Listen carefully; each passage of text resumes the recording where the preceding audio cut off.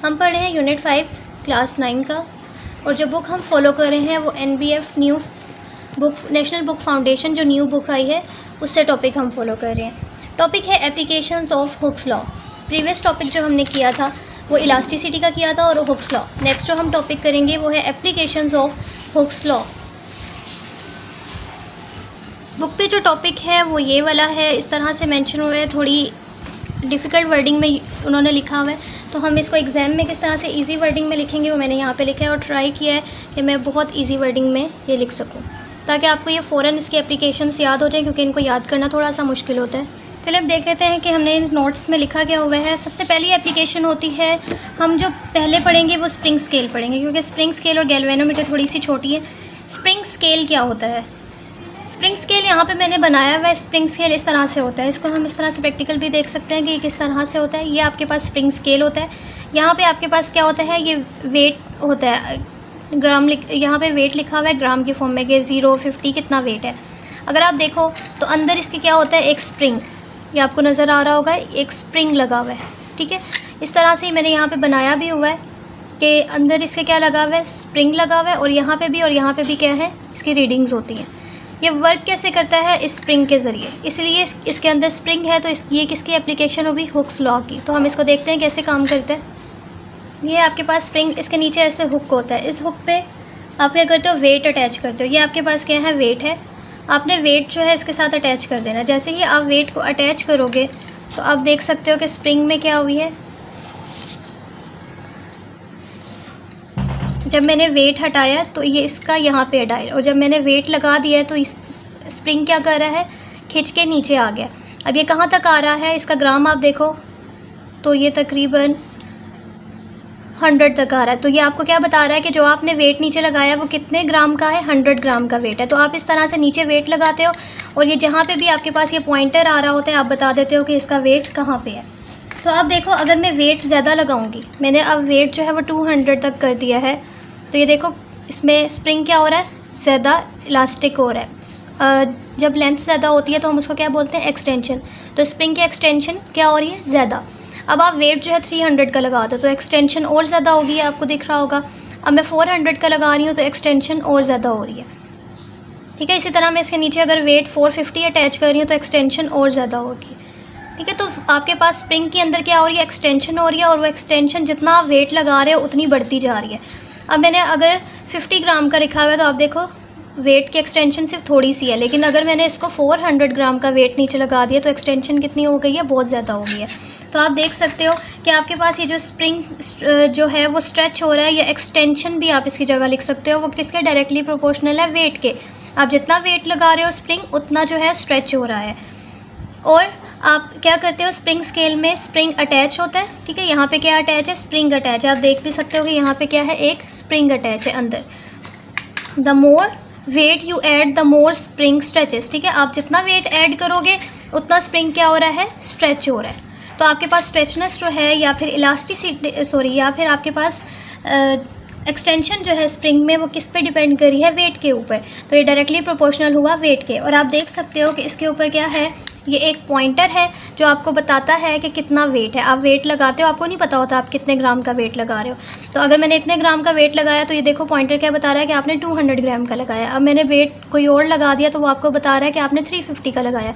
तो ये पॉइंटर जो है वो आपको बताता है कि आपने कितना जो है वेट लगाया। तो यहाँ पे यही लिखा हुआ है कि स्प्रिंग स्केल जो होता है हैव अ डायल, या फिर उस डायल वर्ड यूज़ कर लो, या पॉइंटर होता है जो डिस्प्ले करता है measurement of weight. I hope कि आपको स्प्रिंग स्केल अच्छे से समझ आ गया होगा। नेक्स्ट है गैल्वेनोमीटर। गैल्वेनोमीटर क्या होता है, गैल्वेनोमीटर को आप यूज़ करते हो करंट को या वोल्टेज को मेजर करने के लिए। जब आपने देखना है कि आपके पास ये एक सर्किट है और इस पर क्या लगा हुआ है, बल्ब लगा हुआ है।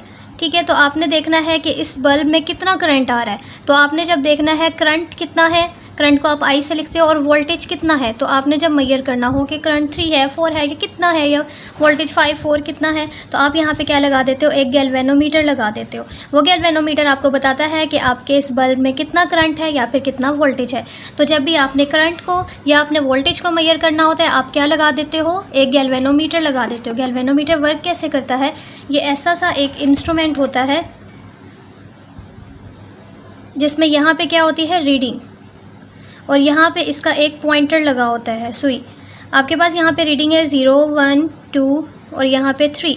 जब आपके यहाँ सर्किट में फॉर एग्जांपल 3 करंट है, इस बल्ब के पास कितना है, 2 करंट है, तो आपके पास ये नीडल जो है यहाँ से कहाँ चली जाएगी, 2 पे। आपको बताएगी कि आपके पास कितना करंट है इसमें, 2। अब ये यहाँ से यहाँ कैसे गई, क्योंकि इसके अंदर क्या था, स्प्रिंग। इसके अंदर स्प्रिंग जो होगा वो इस तरह से स्ट्रेच हुआ होगा, ठीक है। जैसे ये स्प्रिंग यहाँ पे हो रहा है ना स्ट्रेच, इसी तरह इसका भी स्प्रिंग क्या हुआ होगा, स्ट्रेच हुआ होगा। अब अगर कोई सर्किट है और वो बता रहा है कि आपके पास 3 एम्प करंट है, तो आपके पास आपकी नीडल कहाँ चली जाएगी, इस 3 पे चली जाएगी। अब यहाँ से नीडल कैसे गई, इसके ऊपर स्प्रिंग और स्ट्रेच हुआ होगा, तो जितना करंट बढ़ता जाएगा स्ट्रेचिंग क्या होती जाएगी, और ज़्यादा होती जाएगी। तो आपने यहाँ पे भी देखा कि आपके पास जो डिफ्लेक्शन है नीडल की, वो किसके डायरेक्टली प्रोपोर्शनल है, करंट दैट पासेस, ठीक है। आपके पास यहाँ से यहाँ तक डिफ्लेक्शन क्या हुई है, थोड़ी हुई है, करंट यहाँ से यहाँ तक क्या है, ज़्यादा। तो जब आपके पास करंट और अब फॉर एग्जांपल 5 पे करंट चला गया तो डिफ्लेक्शन और ज़्यादा हो जाएगी, ठीक है, और स्प्रिंग यहाँ से और खुल जाएगा। तो आपने देखा कि डिफ्लेक्शन जो है वो किसके डायरेक्टली प्रोपोर्शनल है, करंट के। ओके, आपने सबसे पहले लिखा कि गैल्वेनोमीटर जो डिवाइस है जिसको आप यूज़ करते हो मेजर करने के लिए करंट को, और आपके पास जो कॉइल होती है गैल्वेनोमीटर की वो किसके साथ अटैच हुई होती है, एक स्प्रिंग के साथ, ठीक है। आपने बताना है कि आपके पास इसके अंदर क्या होता है, एक स्प्रिंग। जैसे स्प्रिंग स्केल में एक स्प्रिंग होता है, इसी तरह गैल्वेनोमीटर में भी क्या होता है, एक स्प्रिंग होता है। जैसे स्प्रिंग स्केल में एक स्प्रिंग था। ओके, जब आपके पास करंट पास करता है तो आपके पास कॉइल जो होती है डिफ्लेक्ट करती है, ठीक है। अगर आपके पास करंट जो है वो 1 है तो आपके पास नीडल यहाँ से यहाँ तक आ जाएगी, और अगर 2 एम्पेयर पास किया है तो वो यहाँ पे यहाँ तक आ जाएगी। तो आपके पास नीडल क्या कर रही है, डिफ्लेक्ट कर रही है। और नीडल कितनी ज़्यादा डिफ्लेक्ट करेगी, जितना करंट उसमें से पास करेगा, ज़्यादा करंट पास करेगा तो नीडल डिफ्लेक्ट होकर यहाँ आ जाएगी। और वो कैसे हो रही है कि उसके साथ स्प्रिंग लगा हुआ है। नेक्स्ट आते हैं हम लास्ट वाली एप्लीकेशन पे कि balance wheel of mechanical watches क्या होते हैं। आपने देखा है कि मैकेनिकल वॉचेस पे एक डायल सा लगा होता है, एक व्हील सा लगा होता है। वो व्हील कुछ इस तरह से होता है। ये व्हील भी क्या करता है, ये व्हील जो है पहले इधर से इधर रोटेट करके आता है, फिर इधर से इधर जाता है। इस तरह से इनकी रोटेशन कैसे होती है, इसके साथ स्प्रिंग लगा होता है। तो स्प्रिंग की वजह से हमारे पास ये व्हील क्या करते हैं, रोटेट करते हैं। तो आपने सबसे पहले लिखा कि जो बैलेंस व्हील है वो एक स्प्रिंग के साथ अटैच होता है, और उसको हम इतना छोटा स्प्रिंग होता है जैसे आपका हेयर पतला होता है इतना, तो इसलिए आप उसको नेम क्या देते हो, हेयर स्प्रिंग।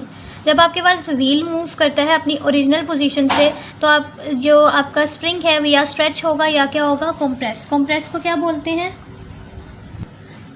इस चीज़ को आप बोलते हो स्ट्रेच, और इस चीज़ को आप बोलते हो कंप्रेस, ठीक है।